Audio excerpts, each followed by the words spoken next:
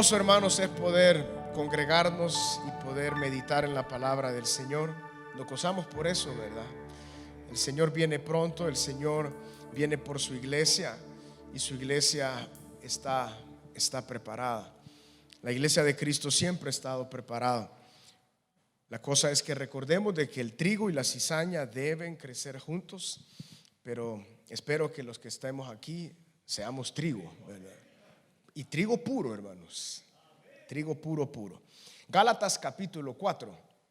Vamos a leer del versículo 21 en adelante. Gálatas capítulo 4. Espero, hermanos, que así como también personalmente he sido edificado en la lectura, en el tiempo de meditación de esta carta, cada uno de los que estamos acá estemos siendo edificados a través de la palabra del Señor en esta carta.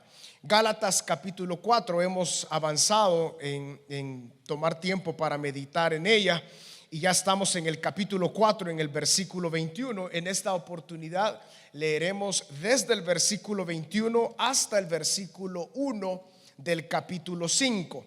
Y por eso en esta mañana quisiera traerles una enseñanza con este tema. Cristo nos hizo libres, vivamos firmes en esa libertad.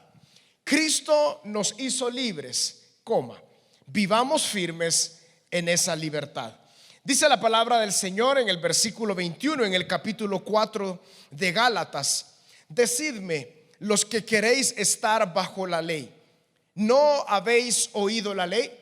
Porque está escrito que Abraham tuvo dos hijos, uno de la esclava, el otro de la libre. Pero el de la esclava nació según la carne, mas el de la libre por la promesa, lo cual es una alegoría, pues estas mujeres son los dos pactos. El uno proviene del monte Sinaí, el cual da hijos para esclavitud. Este es Agar, porque Agar es el monte Sinaí en Arabia y corresponde a la Jerusalén actual, pues esta junto con sus hijos está en esclavitud. Mas la Jerusalén de arriba, la cual es madre de todos nosotros, es libre. Porque está escrito: regocíjate, oh estéril, tú que no das a luz, prorrumpe en júbilo y clama, tú que no tienes dolores de parto, porque más son los hijos de la desolada que de la que tiene marido.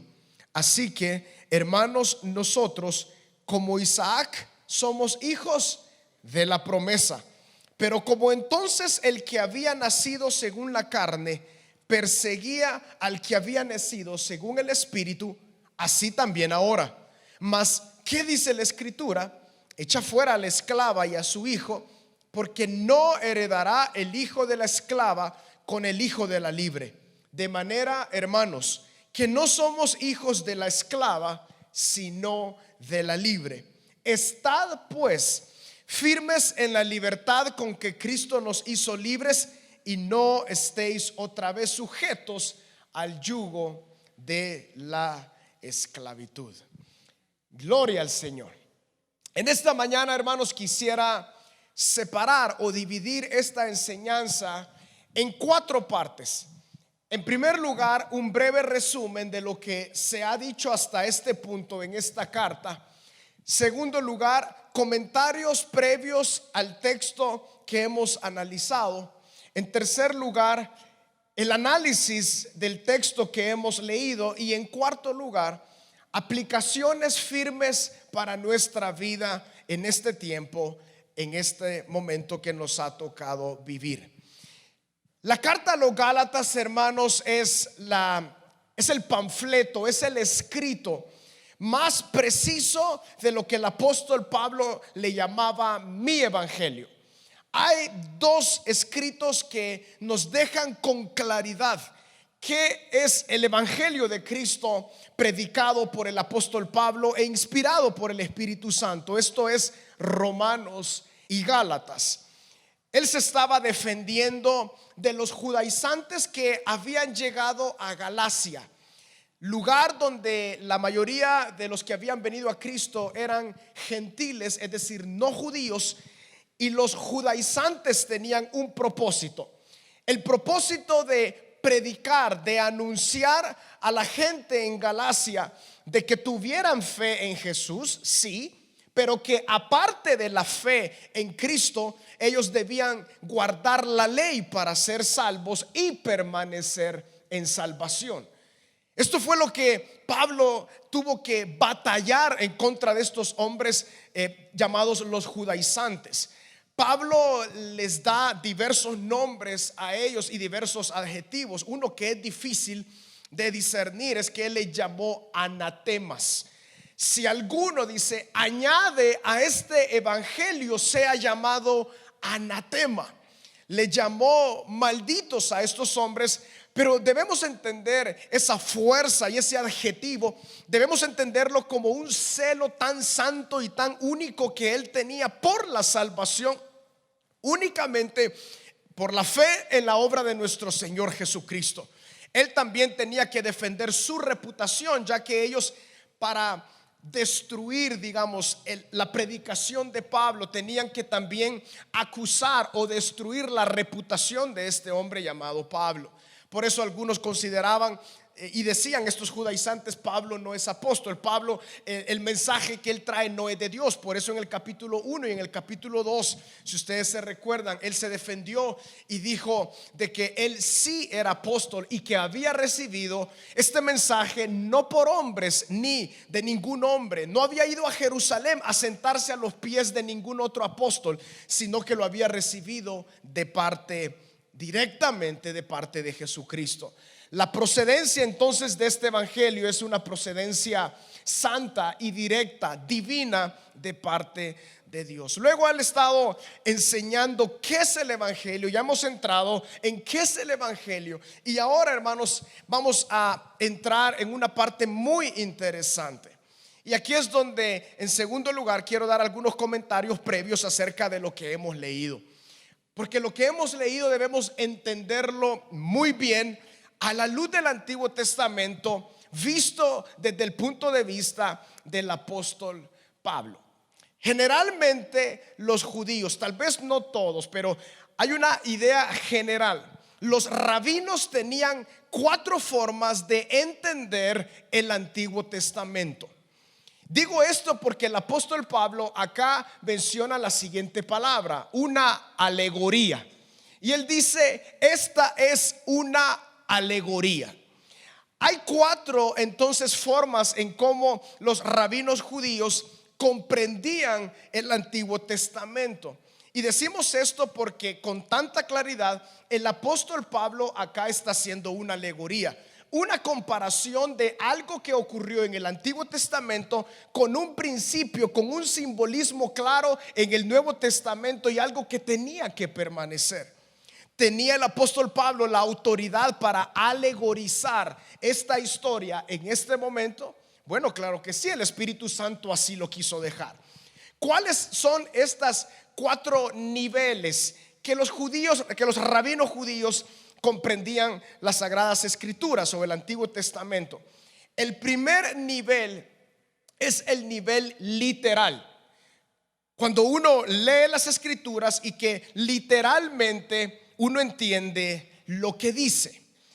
Pero para los rabinos judíos ese no era el nivel más avanzado, sino es el nivel inicial, el nivel literal. En segundo lugar, y es una palabra que nosotros comprendemos o ya la hemos escuchado, es el nivel rema. Es cuando uno lee y puede aplicar lo que uno lee. Esa es una palabra que se ha hecho muy famosa y muy utilizada a través de los años, el famoso rema. Que la palabra se haga rema. ¿Cuántos han escuchado eso? ¿Verdad que sí? Que la palabra se haga rema. ¿Qué es eso? Bueno, básicamente es la aplicación sabia de la palabra a nuestra vida. Los rabinos judíos de igual forma lo analizaban así y lo pensaban así. En tercer lugar está el nivel de investigación, Cuando alguien lee el texto, investiga, va a otros textos tratando de entender lo que la palabra está diciendo, y eso es lo que ellos contemplaban como la investigación del texto. Y en cuarto lugar, la alegorización. La alegorización. Dentro de los rabinos judíos, cuando una persona logra contemplar y llegar al punto de la alegoría, es la comprensión más profunda, en este caso, del texto sagrado. Entonces vemos acá de que el apóstol Pablo toma una alegoría. Pero hermanos, esta alegoría que el apóstol Pablo toma y la deja impregnado aquí, tiene muchísimas implicaciones, y eso es lo que vamos a ir analizando versículo por versículo. Tantas aplicaciones para dar a entender lo que él está queriendo decir en toda esta carta a los hermanos en Galacia y también a los judíos, que muchos de ellos le aborrecían. Para muchos judíos el apóstol Pablo no era alguien en quien confiar, y su mensaje no era relevante, y su mensaje no era edificante tampoco. En estos 4 niveles entonces que podemos comprender de cómo los judíos, de forma breve que les he explicado, ellos así ven la palabra del Señor, el Antiguo Testamento, y así la analizan, siendo el nivel literal el nivel más básico de la comprensión de las Sagradas Escrituras y de los misterios de Dios, siendo el segundo nivel algo aplicativo, el tercero algo investigativo, y en cuarto lugar ya la aplicación que Dios quiso dar a comprender. Aquí nosotros, hermanos, tenemos que tener mucho cuidado cuando hablamos de alegorizar, porque no somos nosotros quizás llamados a alegorizar todo lo que el Antiguo Testamento dice, aunque la palabra constantemente en el Nuevo Testamento hay una aplicación alegorativa del Antiguo Testamento. Les quisiera dar 2 ejemplos. Vayamos a Juan capítulo 3. Y aquí vamos a ir entendiendo algunas de las alegorías o comparaciones, simbolismos que la palabra nos da, y uno va entendiendo. Por ejemplo, leamos el versículo 12 de Juan capítulo 3. Si os he dicho, esto está en el contexto de la conversación de Nicodemo con nuestro Señor Jesús. Versículo 12: si os he dicho cosas terrenales y no creéis, ¿cómo creeréis si os dijere las celestiales? Nadie subió al cielo sino el que descendió del cielo, el Hijo del Hombre que está en el cielo. Aquí viene esta comparación, miren. Y como Moisés levantó la serpiente en el desierto, así es necesario que el Hijo del Hombre sea levantado, para que todo aquel que en él cree no se pierda, mas tenga vida eterna.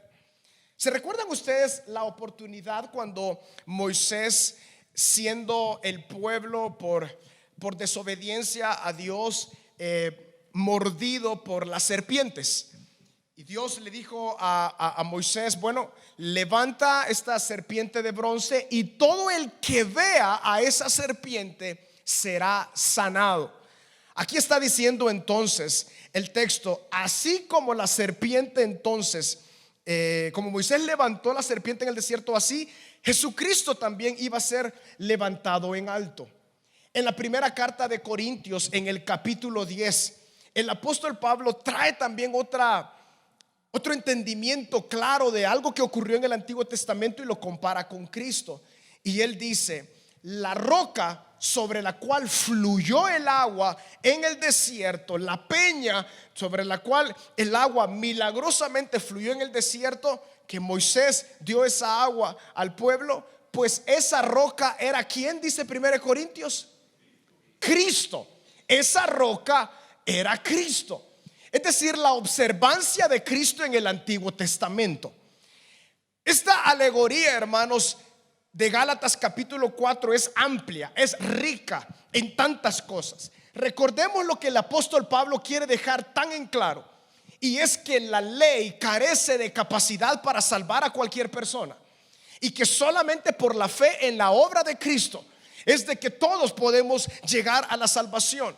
No debemos añadir esfuerzos humanos a nuestra salvación. ni permanecer en nuestra salvación, solamente por la fe y la confianza en nuestro Señor Jesucristo. Habiendo dicho estos dos puntos, hermanos, o dos detalles, entremos de lleno entonces a lo que dice el versículo 21 en adelante. Él desea establecer la verdad y la realidad de Abraham, de Sara, en comparación con la promesa de Dios a través de la fe en nuestro Señor Jesucristo, y también lo que era el vivir bajo la ley y trabajar para la ley, para la salvación. Él inicia diciendo: díganme los que queréis estar bajo la ley, ¿no habéis oído la ley? Está escrito que Abraham tuvo dos hijos, una de la esclava, el otro de la libre. Aquí hay algo muy interesante, hermanos, porque Abraham tuvo más de dos hijos. Si ustedes leen en Génesis, él tuvo muchísimos hijos, pero la comparación de esta alegoría es solamente con dos, con Ismael y con Isaac, también con dos mujeres. Y en su momento hablamos de esta realidad y lo comparamos con Romanos, cuando hay tanta información clara de cómo Abraham, por la fe, creyó a Dios, a su promesa, y así llegó Isaac, el hijo de la promesa. Entonces, por un lado encontramos a Sara y por otro lado encontramos a Agar. Agar era una mujer sierva de Sara, una esclava. Pero en ese tiempo, amados hermanos, que la esclavitud era permitida, una mujer que estaba bajo una casa, en este caso Agar, pertenecía a Sara, y como todo, el padre de la casa o el hombre de la casa era Abraham, todo le pertenecía a él. Lo que Sara consideró fue: bueno, yo soy estéril y los años han avanzado, creo que yo no puedo darle el cumplimiento a Abraham de la promesa que Dios le dio, por lo tanto le vamos a ayudar a Dios. Y Sara le dijo a Abraham: ¿qué te parece si te unes a Agar? Y Abraham, como un marido obediente, entonces él se fue en pos de Agar. Y fue así como de Agar Abraham tuvo a Ismael. Pero cuando Ismael nace, Dios le dice a Abraham: no te daré descendencia de la promesa en Ismael, sino que en Sara te será llamada descendencia. Entonces, por eso dice el versículo 22: está escrito que Abraham tuvo dos hijos, uno de la esclava y el otro de la libre. La alegoría en la parte inicial es que Pablo lo entendió de esta manera. Bueno, no es casualidad lo que ocurrió en el antiguo tiempo. Abraham, que ya habló bastante en esta carta a los Gálatas, siendo lo que se conoce como el padre de la fe, el que creyó y por la fe a la promesa recibió la bendición, él entonces tuvo estos dos hijos. Y miren qué interesante, a partir de esa realidad empieza la alegoría. Dice el 23: el de la esclava nació según la carne. Ya hablamos mucho acerca de la carne y del espíritu. La carne siendo entendido como el esfuerzo humano por alcanzar la promesa de Dios o la salvación. Entonces dice: el de la esclava nació según la carne. ¿A qué se refiere que nació según la carne? Es decir, no hubo fe, sino que nació netamente por el proceso natural, vamos a decir. En cambio, con Sara, ahí el elemento era difícil por dos razones principales. Primero, la edad de ambos. Dice la palabra en Romanos, Pablo considerando su cuerpo como muerto. Es decir, que él sexualmente ya no tenía la capacidad de poder engendrar hijos, y mucho menos su esposa Sara. Seguramente ya su proceso mensual ya había finalizado hace muchos años y ella no tenía capacidad. En segundo lugar, su esposa era estéril. No solamente eran ancianos, sino que eran estériles. Bueno, ella era estéril. Pero dice la palabra: más el de la libre por la promesa. Vemos aquí esta comparación con tanta claridad en el versículo 23. El de la esclava nació según la carne y el de la libre por la promesa, es decir, en el espíritu. Recordemos que esta tensión es la que el apóstol Pablo ha traído en toda esta carta. Vivir en la carne o vivir en el espíritu por la fe en la promesa. Y aquí él establece esta tensión también con algo gráfico, con algo que se puede ver, como una historia que ellos podían entender. Los judíos estaban totalmente entendidos de esta historia, estaban plenamente entendidos. Y entonces la palabra está diciendo que el hijo de la esclava, es decir, Ismael, nació según la carne, y que Isaac, el hijo de Sara, nació libre por una promesa. El versículo 24 dice: lo cual es una alegoría. Es decir, la vida de Abraham y la realidad de esos dos hijos que vinieron por distintas madres, el apóstol Pablo, por el Espíritu Santo, dice: eso es una alegoría para comprender lo que estamos viviendo ahora, es decir, en el tiempo del apóstol Pablo y también para nosotros. Estas mujeres son los dos pactos. Es una alegoría amplia, hermanos. Las mujeres son los dos pactos. El uno proviene del monte Sinaí, que da hijos ¿para qué? Para esclavitud. Esto es Agar. Qué interesante. ¿A qué se refiere con los dos pactos?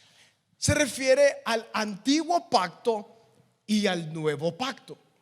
El antiguo pacto siendo el elemento principal, la ley.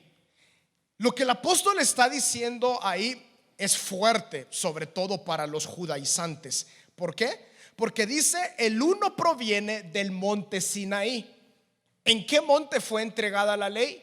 En el monte Sinaí, el cual da hijos para esclavitud. Ya lo hemos dicho en varias oportunidades, y aquí una vez más se reitera con firmeza lo que el apóstol quería dejar con tanta claridad.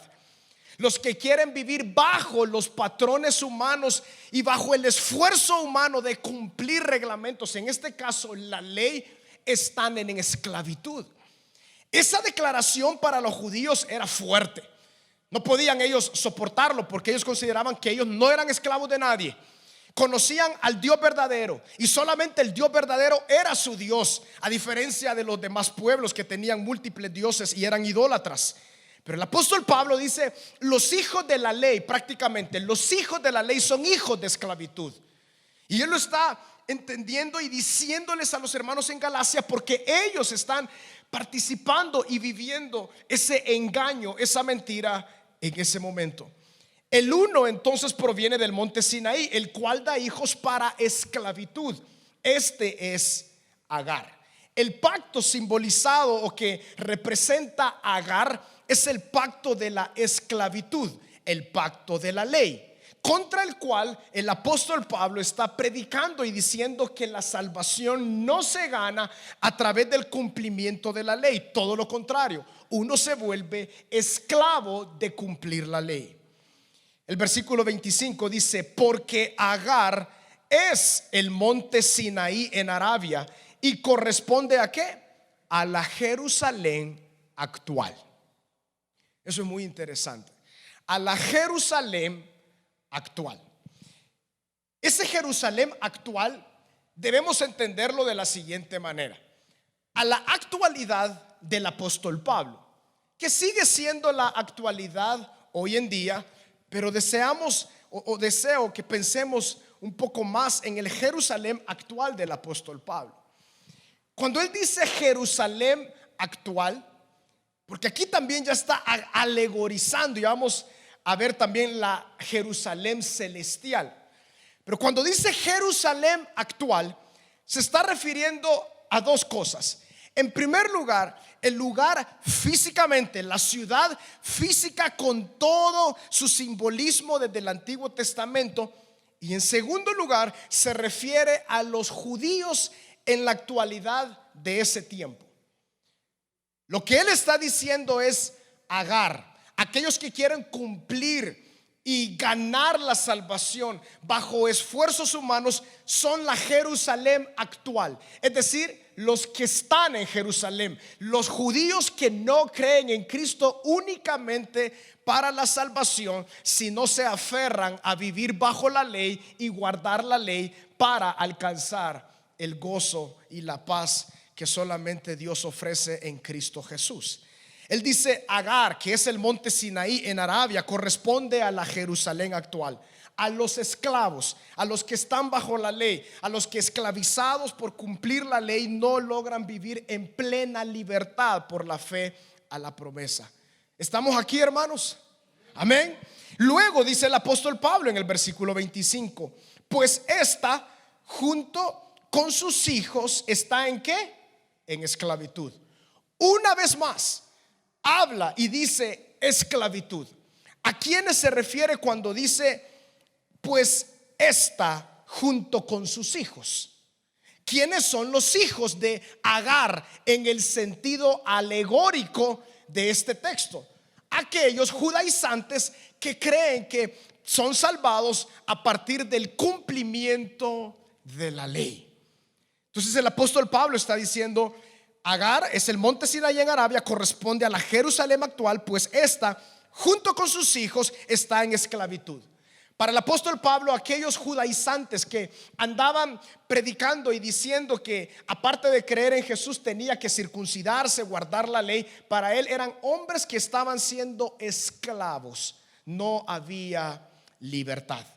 Versículo 26. Mas la Jerusalén de arriba, la cual es la madre de todos nosotros, es libre. Tenemos que entender algo aquí muy interesante y guardar atención. Cuando dice la palabra la Jerusalén de arriba, se está refiriendo a la morada celestial de todos aquellos que han puesto su confianza en Cristo. Pero acá deseo que tomemos tiempo para pensar en algo también. ¿Se recuerdan ustedes cuando Abraham recibe la promesa? Él en obediencia sale de Ur de los Caldeos, que fue donde él creció, un lugar muy idólatra, y luego avanza y se establece por un tiempo en una ciudad. ¿Cómo se llamaba esa ciudad? Génesis. En esa ciudad falleció su papá, porque Dios le dijo: deja a tu pueblo y a tu parentela. Y él sale de Ur de los Caldeos, pero lleva a su papá y lleva también a su sobrino Lot, aparte de a su mujer Sara y todo lo que él tenía. Luego fallece su papá y él emprende el viaje directamente hasta Canaán, la tierra prometida. Pero surge una pregunta: ¿por qué Abraham, siendo esa tierra, la tierra de la promesa, la tierra que él iba a recibir y a la cual él llegó, cuando él llegó y ofreció sacrificios a Dios, levantó altares en distintos lugares como acto de adoración, porque él dependía de Dios? Dios le dijo: mira esta tierra la daré a ti y a tu descendencia. Y justamente así ha sido y así fue. Pero dice la palabra en Hebreos que Abraham moró en tiendas. O sea que él nunca puso piedra sobre piedra para construir una gran ciudad o un gran palacio o una gran casa para sí y para toda su descendencia. Dice la palabra que él moraba en tiendas, lo que nosotros podemos conocer ahora como tiendas de campaña. Sabemos que el propósito de eso es de que uno está en movimiento.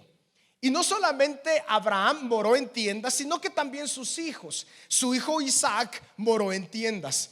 El hijo de Isaac, o los hijos de Isaac, Esaú y Jacob de igual forma moró en tiendas. Pero Hebreos nos dice una frase clave. Dice la palabra: este hombre Abraham moró en tiendas porque él tenía su mirada en la ciudad de allá arriba, cuyo arquitecto es Dios. Abraham, hermanos, entendió estas realidades. Él sabía que la promesa que se le había entregado a él no solamente o no solo incluía una tierra física en esta tierra, en este mundo, sino que él entendió que era algo espiritual, era algo mayor, la Jerusalén de allá arriba. Dice la palabra en el versículo 26: mas la Jerusalén de arriba, la cual es madre de todos nosotros, es libre. Con esa frase de Reina Valera, la cual es madre de todos nosotros, tenemos que tener cuidado. Aquí no se está refiriendo a que Jerusalén es la madre de nosotros o la madre naturaleza, nada de eso. Está trayendo a colación la comparación que he estado trayendo. Agar es la mujer madre de los que están en esclavitud, los que están bajo la ley, porque comparó el apóstol Pablo bajo ese método alegórico a Agar como a los que están bajo la ley. Pero los que están bajo la promesa están, digamos, bajo el pacto de Sara. Recuerden lo que él dijo en el versículo 22, los dos pactos. Estas mujeres son los dos pactos. Entonces, Agar da hijos para esclavitud, pero Sara da hijos para libertad y para la promesa. Espero que con ese breve comentario haya quedado claro. Por eso dice el versículo 27, porque está escrito, refiriéndose a Sara: regocíjate, oh estéril, tú que no das a luz, prorrumpe en júbilo y clama, tú que no tienes dolores de parto, porque más son los hijos de la desolada que de la que tiene marido. Así que, hermano, nosotros como Isaac somos hijos de la promesa. ¿Quiénes son los nosotros? Entonces, Pablo era judío, Filipenses capítulo 3, hebreo de hebreos, fariseo de fariseos, según la ley irreprensible, decía él, de la tribu de Benjamín. Pero ese nosotros no se refiere a los judíos que pueden llevar su ascendencia de sangre hasta Jacob, hasta Abraham. No, a los nosotros se refiere a los hijos de Sara, a los hijos de la promesa, a los hijos libres por la fe en la obra de nuestro Señor Jesucristo. Nosotros como Isaac somos hijos de la promesa. Qué tremenda sabiduría del Espíritu Santo. Cómo los detalles que surgieron en el Antiguo Testamento no existieron por casualidad, sino para traer un entendimiento claro y pleno en este tiempo que nuestro Señor Jesucristo ya ha aparecido. Versículo 29: pero como entonces el que había nacido según la carne perseguía al que había nacido según el Espíritu, así también ahora. Amados hermanos, ¿se recuerdan que dice la palabra cuando Isaac nació? Dice la palabra que Ismael se burlaba de Isaac, así como algunos de nosotros, de nuestros hermanitos. Siempre la pelea entre los hermanitos. Pero qué interesante, cuando uno lee la historia en Génesis, uno dice: qué duro fue Abraham. ¿Por qué sacó a Agar e Ismael? ¿Cuántos han leído esa parte? Y ¿cuántos han pensado: ¿por qué Abraham hizo eso? Pero si era su hijo, sí no fue la manera correcta o lo que Dios quería, pero ¿por qué lo sacó? Pablo trae acá la enseñanza aplicada, alegórica a eso. Y él dice en el versículo 29, una vez más, porque esto está bueno, hermanos: pero como entonces el que había nacido según la carne perseguía al que había nacido según el Espíritu, así también ahora. ¿A qué se refiere así también ahora? Los judaizantes persiguiendo a los libres. Así como Ismael se burlaba y persiguió a Isaac cuando estaban niños, y como toda una buena madre, Sara vio eso y le dijo a Abraham: eso no es normal, ¿verdad? Cuando están molestando a nuestros hijos: ¿qué pasa aquí? Así Sara también, eso no es normal. ¿Por qué se está burlando? ¿Por qué está rechazando Ismael a Isaac? Entonces, así también ahora, dice el apóstol Pablo.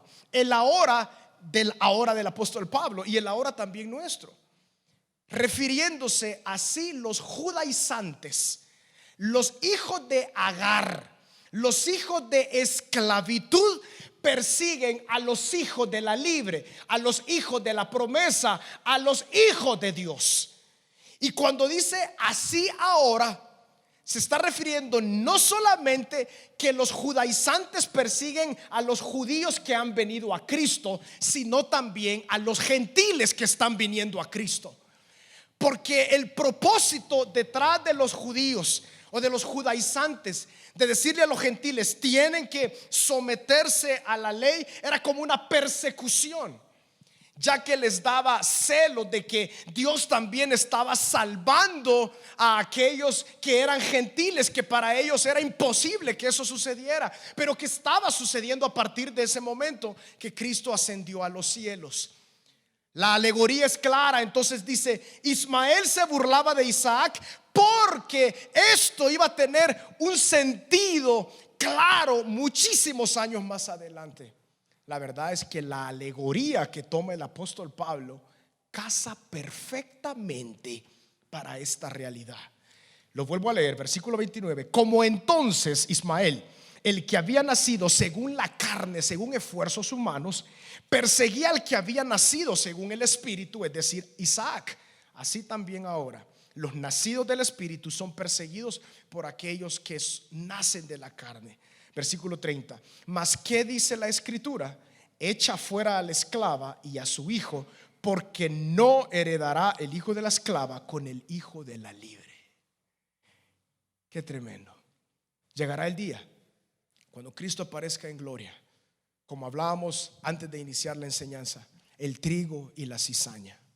El Señor apartará la cizaña del trigo. De igual forma, Abraham decidió hacer a un lado a su esposa y a Ismael. Yo sé que esto es difícil para nosotros de discernir y entender por qué esto sucedió, pero vemos con tanta claridad la alegorización o la alegoría en este punto. Lo que quiere decir es: así Dios hará a un lado, y debe de hacerse a un lado, los hijos de esclavitud, los hijos de la ley. Versículo 31. De manera, hermanos, que no somos hijos de la esclava, sino de la libre. Hijos de Dios no son aquellos que vienen de sangre de Abraham, de Isaac, de Jacob. Hijos de Dios, hijos de la libre, hijos del nuevo pacto, son aquellos que ponen su fe únicamente en Cristo para salvación. No es por obras, no es por nuestros esfuerzos humanos. Amados, recibamos la gracia de Dios a través de la obra de Cristo en el poder del Espíritu Santo. Y con el versículo 1 voy a terminar trayendo algunas aplicaciones a nuestra vida.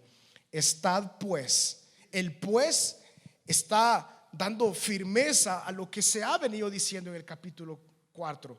Podemos con facilidad decir del versículo 1: habiendo entendido el capítulo 4, estad pues firmes en la libertad con que Cristo nos hizo libres, y no estéis otra vez sujetos al yugo de la esclavitud. El verbo estar, estad, está en imperativo. No es una consulta, no es si queremos o no. El apóstol está diciendo: hermanos, estén firmes en esta libertad.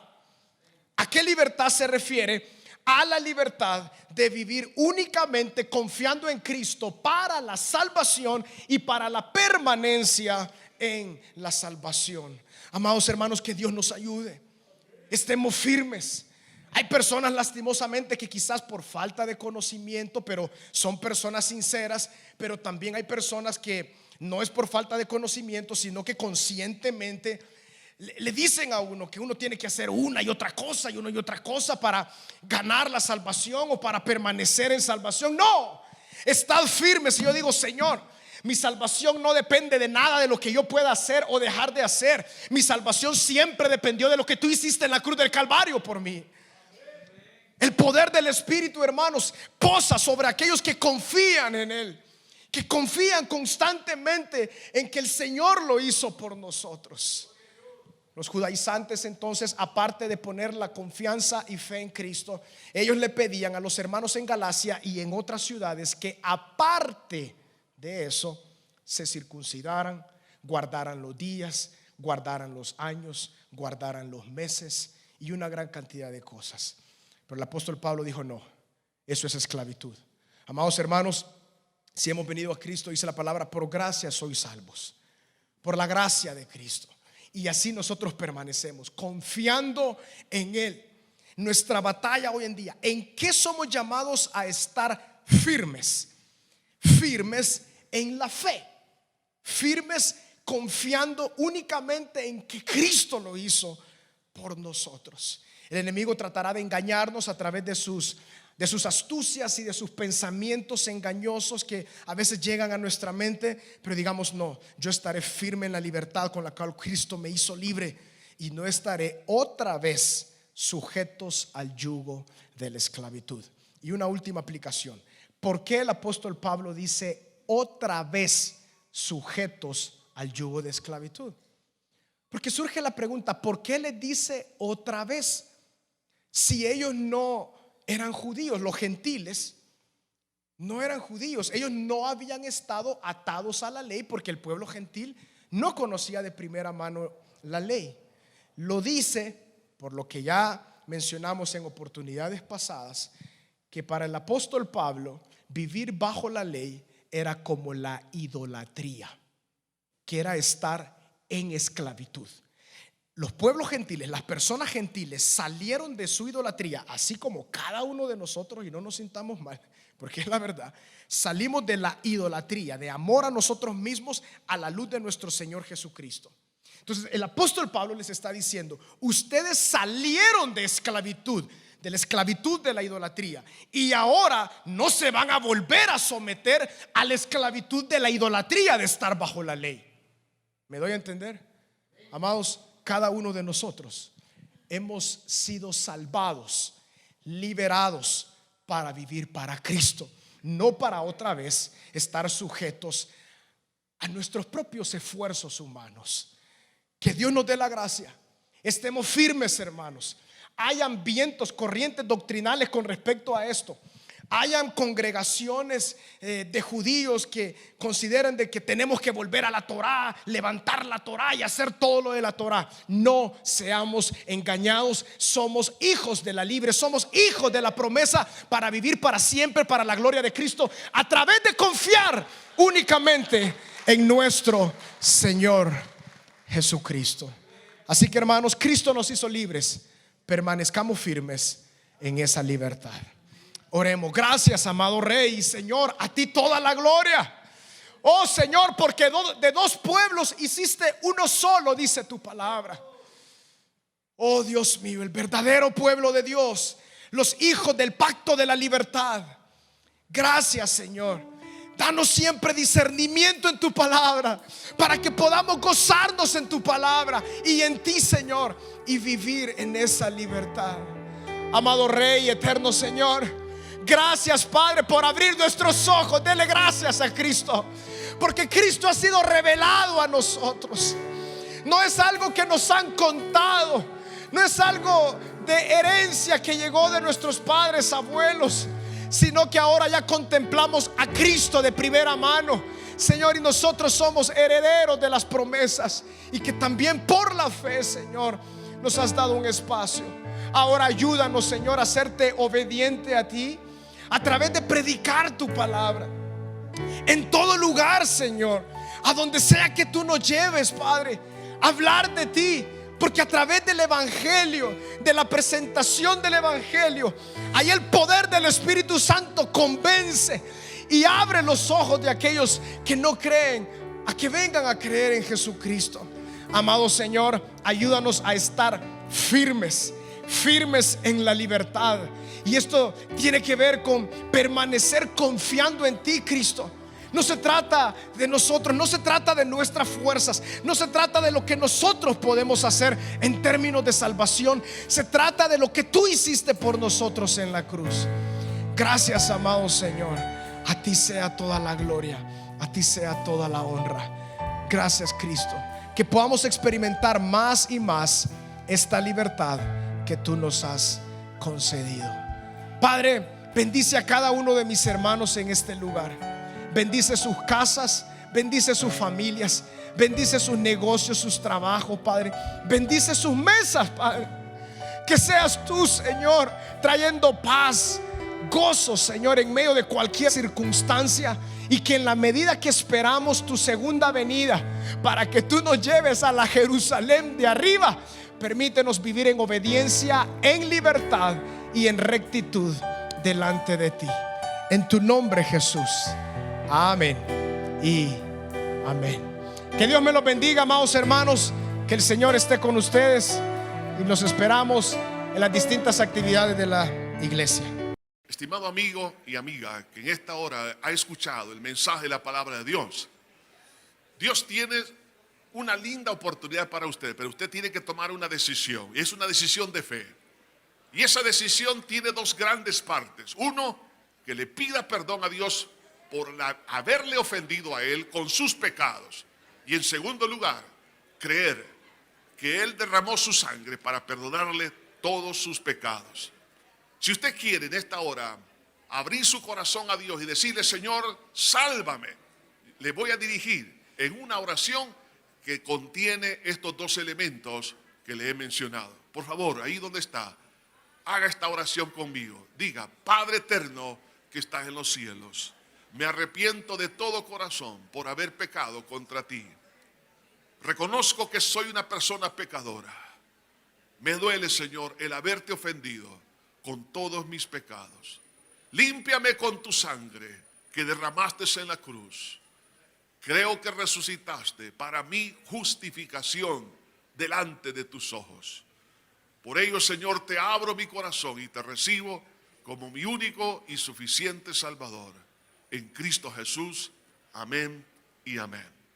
Le felicito a todas aquellas personas que en esta hora han tomado a bien darle su vida a Jesús. Ahora, ¿qué tiene que hacer? Lea la Biblia. La Biblia es como un poema de amor de Dios para usted. Es su alimento, es su pan diario. Además de eso, ore. Orar es platicar con Dios en nombre del Señor Jesucristo. Congréguese en la iglesia para que usted sea edificado y fortalecido. Y también recuerde que si vuelve a caer en algún pecado, pídale perdón a Dios y no se quede postrado a la mitad del camino. Sacúdase el polvo a través del arrepentimiento, pidiéndole perdón a Dios, y levántese y siga caminando, porque Jesús le espera al final del camino. Que Dios le bendiga.